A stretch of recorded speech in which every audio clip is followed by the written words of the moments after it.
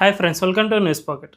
ప్రస్తుతం Russia and Ukraine మధ్య భారీగా యుద్ధం సాగుతుంది. తాజాగా రష్యా ఉక్రెయిన్పై వేలాది డ్రోన్లను ప్రయోగించింది. అయితే ఈ రెండు దేశాల మధ్య యుద్ధాన్ని నేనే ఆపుతాను అని ట్రంప్ పదే పదే చెబుతున్నా కూడా అస్సలు ఆపడం లేదు. ఎందుకో తెలుసా? అమెరికానే ఈ యుద్ధాన్ని పెంచి పోషించడం వల్ల అమెరికా డిఫెన్స్ లాబీ భారీగా లాభపడుతుంది.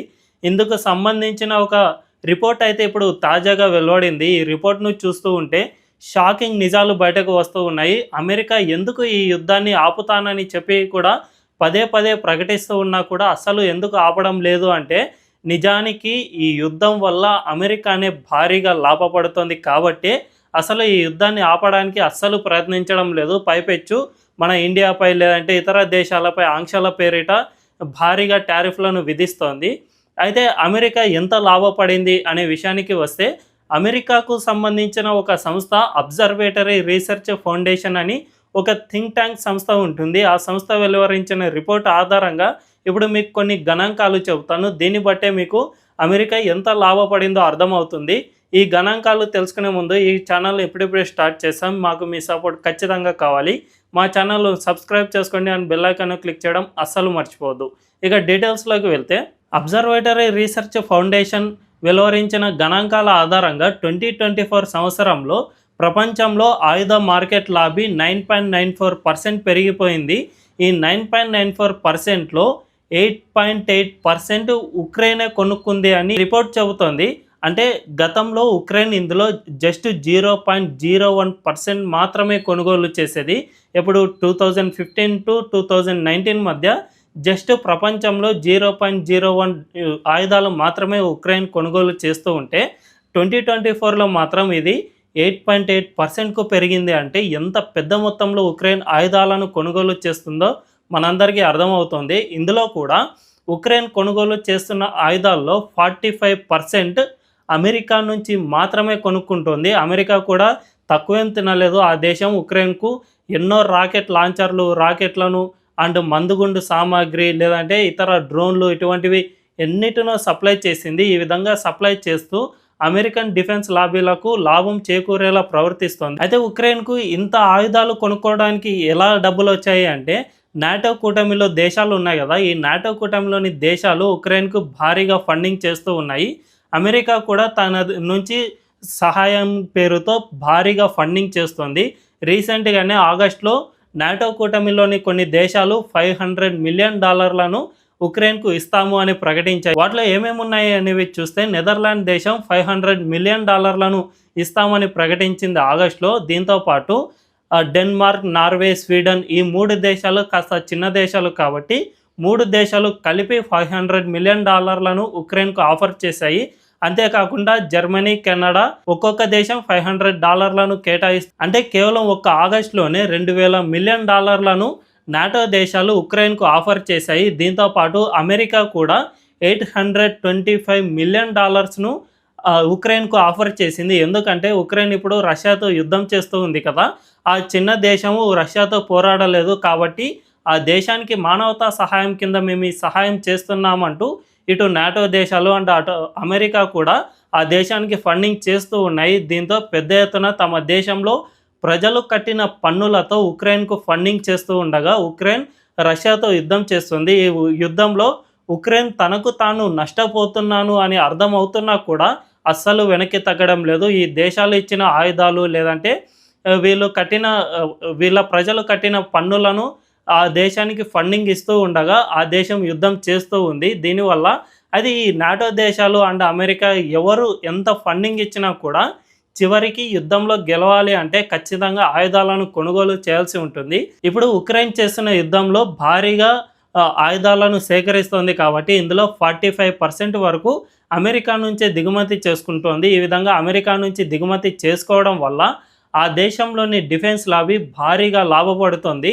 ముఖ్యంగా ఇక్కడ ప్రజలు కట్టిన పన్నులను వీళ్ళు ఉక్రెయిన్కి ఇచ్చి తద్వారా తమ ఆయుధ లాబీ నుంచి ఆయుధాలను కొనుగోలు చేసే విధంగా అమెరికా ప్రయత్నం చేస్తుంది. ఎందుకంటే అమెరికా ప్రభుత్వాన్ని నడిపించేది ఇటువంటి కొన్ని లాబీలు ఉంటాయి.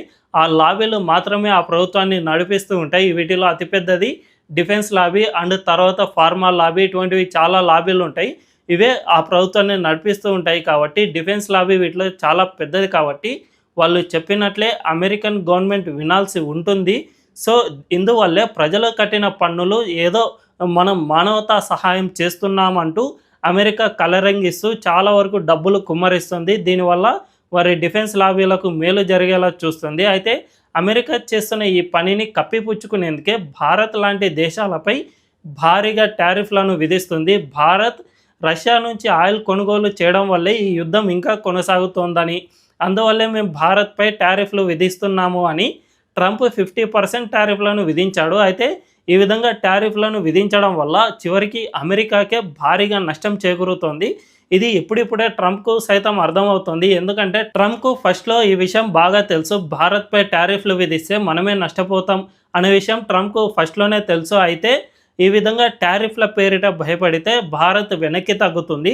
అప్పుడు ఆ దేశంతో నేను డీలింగ్ చేసుకోవచ్చు, దీనివల్ల నేనే లాభపడతాను అని ట్రంప్ భావించాడు. కానీ మన దేశం అస్సలు వెనక్కి తగ్గలేదు. టారిఫ్లు పేరిట భయపెట్టినా కూడా మనం అస్సలు భయపడలేదు. పోతే పోనీ అమెరికాను అసలు పట్టించుకోవడమే మానేసాం. ట్రంప్ చాలాసార్లు మన ప్రధానమంత్రికి ఫోన్ చేసి చాలాసార్లు మాట్లాడాలని కూడా ట్రై చేస్తూ ఉన్నా కూడా మనం అస్సలు ఫోన్ కూడా లిఫ్ట్ చేయలేదు. ఎందుకంటే మనకు ట్రస్ట్ ఇష్యూస్ అమెరికాతో చాలా వరకు ఉన్నాయి. ఆ దేశం మనతో సక్రమంగా నడుచుకుని ఉండింటే మనం కూడా ఆ దేశానికి ఎంతో కొంత మేలు చేకూరే విధంగా, అంటే పరస్పరం మేలు చేకూరే విధంగా మనం డీలింగ్ చేసుకునే వాళ్ళం. కానీ ట్రంప్ బెదిరించడం ద్వారా ఈ విధంగా డీలింగ్ చేసుకుందాం అని భావించాడు. దీంతో మనం పెద్దగా షాక్ ఇచ్చాం. ఒక్క టారిఫ్లు మాత్రమే కాదు, మనం ఖచ్చితంగా ఇతర దేశాల నుంచి ఆయిల్ను దిగుమతి చేసుకుంటేనే మనం మనుగడ సాగిస్తాం. కాబట్టి ఇండియా 80% ఆఫ్ ఆయిల్ను ఇంపోర్ట్ చేసుకుంటూనే ఉంది. కాబట్టి మనం ఇప్పుడు ప్రపంచంలో ఎక్కడ చీప్గా దొరికితే అక్కడే మనం ఆయిల్ను కొంటాం. మనందరికీ తెలుసు, జనరల్గా బయట కిరాణా స్టోర్లో ఎక్కడ తక్కువ ధరకు దొరికితే అక్కడే కొంటాం కదా. ఆ విధంగా మనం సెర్చ్ చేయగా రష్యా మనకు డిస్కౌంట్ ఆఫర్ను ఇచ్చింది. దీనివల్లే మనం రష్యాతో ఎక్కువగా ఆయిల్ను ఇంపోర్ట్ చేసుకుంటూ ఉన్నాం. ఈ విధంగా ముడి చమురును మనం ఇంపోర్ట్ చేసుకుని ఇక్కడ రిఫైనరీలతో వాటిని శుద్ధి చేయించి ఆ పెట్రోల్ లేదా డీజిల్ లేదా కిరోసిన్ ఇటువంటి వాటిని మనం ఇతర దేశాలకి అమ్ముతూ ఉన్నాం. ఈ విధంగా అమ్ముతూ ఉన్న దేశాల్లో అమెరికా కూడా మన దగ్గర నుంచి పెట్రోల్ను కొంటూ ఉంది. ఎందుకంటే రష్యా మనకు డిస్కౌంట్ రేట్లలో సరఫరా చేస్తుంది. కాబట్టి మనం అమెరికాకు అమ్మితే సౌదీ కంటే తక్కువ ధరకు మనమే అమ్ముతున్నాం. కాబట్టి అమెరికా మన దగ్గర నుంచి కొంటుంది. అంతేకాకుండా రష్యాతో డైరెక్ట్గా వార్ చేస్తున్న ఉక్రెయిన్ సైతం మన దగ్గర నుంచి డీజిల్ను కొంటూ ఉంది.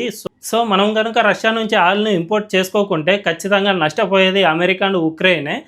ఈ విధంగా కూడా ఆయా దేశాలకు మనం లాభం చేకూరుస్తూ ఉన్నా కూడా అమెరికా మూర్ఖంగా మన దగ్గర నుంచి ప్రవర్తించింది. మనం ఆ దేశానికి కాలబేరానికి వస్తాము అని భావించింది. నిజంగా రష్యా అండ్ ఉక్రెయిన్ మధ్య యుద్ధం ఆగాలి అని అమెరికా ఖచ్చితంగా కోరుకుంటూ ఉంటే ఫస్ట్ ఆపాల్సింది ఉక్రెయిన్నే.